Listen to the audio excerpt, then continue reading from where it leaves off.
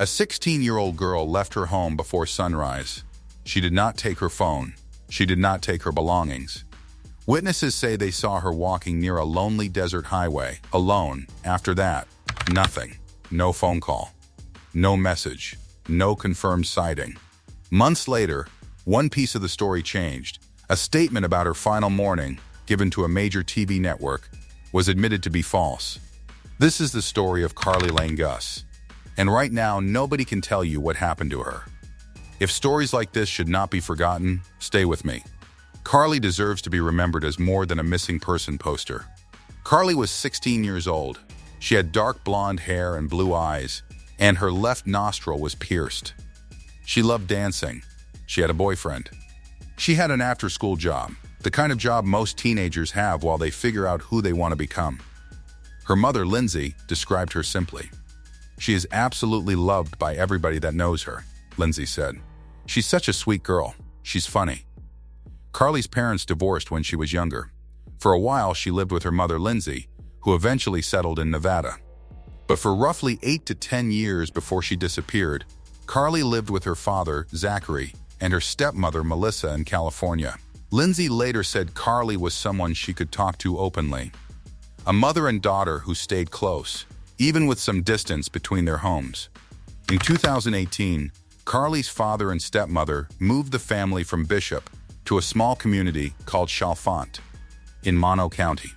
It's a quiet stretch of California, high desert country, where Highway 6 cuts through wide-open land. Carly didn't even have to change schools, since the new home stayed in the same district. Life, on paper, looked stable. Family members later described her as a generally happy teenager in the time before she disappeared. Then came October. On Friday, October 12, 2018, Carly went out to spend time with friends. At some point that evening, according to Carly's mother, who later spoke with Carly's boyfriend, Carly began to feel unwell. She wanted to go home. She called her stepmother Melissa and asked for a ride. Melissa picked her up. They got back to the house at around 9 that night. Carly's father later said something that stayed with investigators. He said Carly seemed disoriented when she came home. What does that mean exactly? Nobody outside the family has confirmed it. Was she tired? Unwell? Something else? The data does not say, and we are not going to guess. What we do know is this. Carly went to bed that night, in her own home, with her family around her. Then comes the part of the story that gets harder to pin down. The FBI says Carly was seen by her family at the residence during the pre-dawn hours of Saturday, October 13. That much is in their official record. But the exact time? That part became complicated. Here's why. Carly's stepmother, Melissa, was interviewed for the show Dateline not long after Carly disappeared. In that interview, Melissa said she opened the bedroom door at around 5:45 in the morning. She said she saw Carly there, in bed, asleep, for months. That detail helped frame the entire case. If it was true, Carly was safe in her bed less than 2 hours before she vanished. Then, in March of 2019, during an interview on the Dr. Phil show, Melissa said something that changed everything. Yeah, that was a false story, she said. It was a lie about checking in on Carly. She explained that the interview happened early in the investigation and that she didn't know what to say at the time. Let's be very clear about what this does and does not tell us. It tells us the timeline investigators relied on for months was wrong. It tells us the exact moment Carly was last seen inside. That home is no longer something we can state with confidence. It does not tell us that Melissa harmed Carly. It does not prove she knows where Carly is. Melissa has never been named a suspect in any official record provided for this case. Changing a statement is not the same as confessing to a crime. People lie to reporters for all kinds of reasons, including panic, grief, and simply not knowing what to say when a camera is pointed at you during the worst week of your life. But it does mean one important thing. We don't actually know when Carly left her house. We only know that, at some point in the early morning hours, she walked out the door. She left her phone behind. She left her other personal belongings behind, too. If you've ever been a teenager, you know how strange that is. A 16-year-old girl walking out into the dark without her phone. Why would she do that? Was she planning to come right back? Did something happen that made her leave in a hurry? We don't know. The data doesn't tell us, and we won't pretend that it does. She was likely wearing a white t-shirt, gray sweatpants or jeans, and a pair of Vans shoes. Simple, ordinary clothes. The kind of thing you'd wear if you weren't planning to go far. And then, somewhere along Highway 6, people saw her. Witnesses reported seeing Carly walking south in a remote stretch near the highway. The FBI places the location at about 30 yards east of Highway 6 and about 100 yards south of a road called Sierra View Road. This is high desert country, wide open, dry, the kind of landscape where you can see for miles, but there's almost nowhere to hide and almost nowhere to disappear to. That sighting is the last confirmed moment anyone has placed Carly in this world. So why did no one hear anything afterward? Why has there been no message, no contact, nothing at all? Back at the house, her father and stepmother began to worry. At first, they thought she might have gone for a walk. They drove around the area looking for her. 2 hours passed. Then, a little more. By around 9:30 that morning, they still hadn't found her. Zachary called Carly's mother in Nevada. Then, he called the Mono County Sheriff's Office. Deputies arrived. They questioned neighbors. They searched the family home. Carly's phone was still there. Her belongings were still there. She was not. The investigation expanded quickly. Helicopters searched from above. Scent dogs worked the ground. Search and rescue teams combed the high desert. Off-road vehicles and foot patrols covered as much terrain as they could.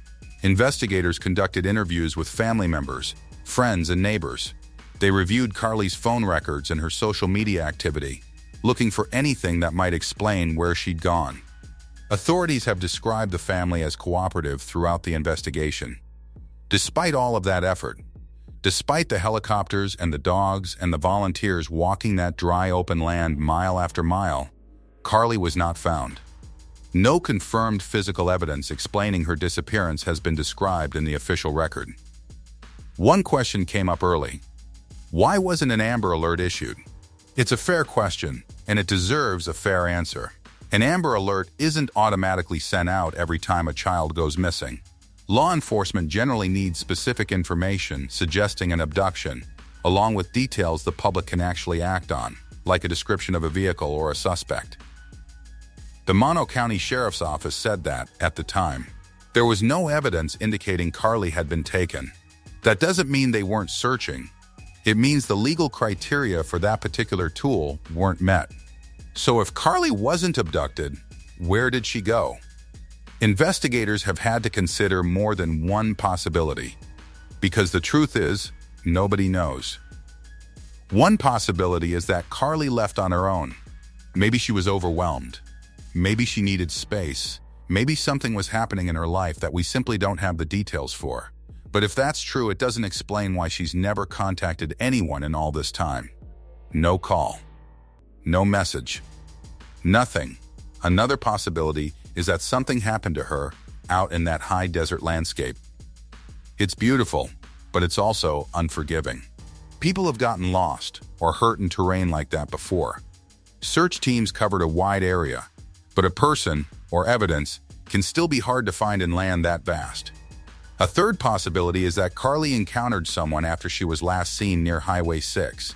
There is no confirmed evidence in the official record that she got into a vehicle or that anyone followed her, but it remains a question investigators have had to weigh. None of these has been proven. None of them is the official answer. They are simply the questions that remain open. What about Carly's boyfriend, Donald? According to Carly's mother, he told her that Carly had felt unwell that night and wanted to go home.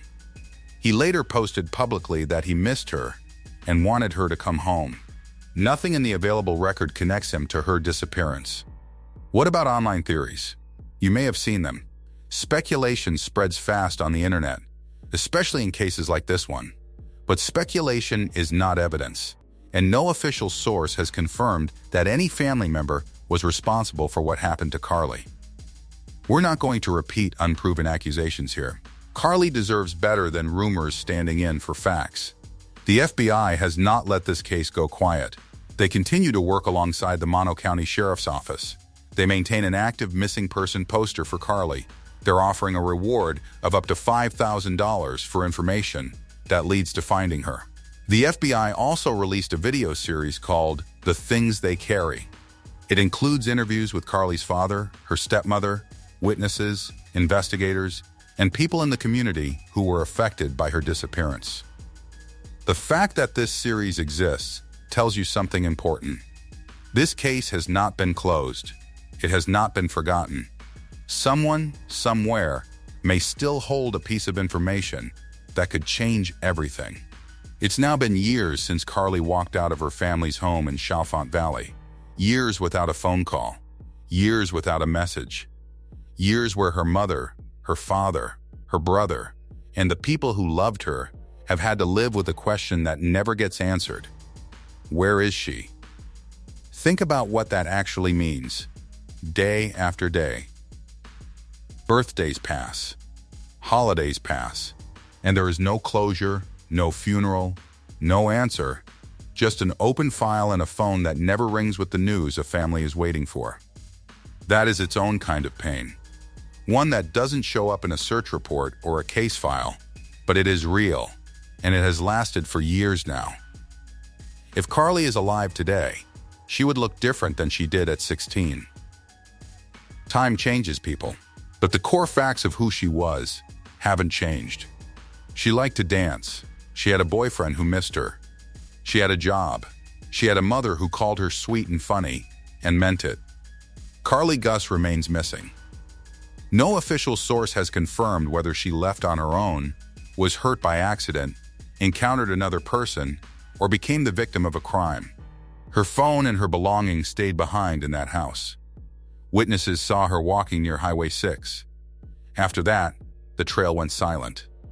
If you know anything, even something that seems small, it could matter. You can contact the Mono County Sheriff's Office by email at carlygusetips@monosheriff.org or by phone at 760-932-5678. You can also reach the FBI's Sacramento office at 916-746-7000 or submit a tip anonymously at tips.fbi.gov. More than a missing person poster, Carly was a daughter, a sister, a friend, and a 16-year-old girl whose story still has no ending. For more respectful missing person and cold case documentaries,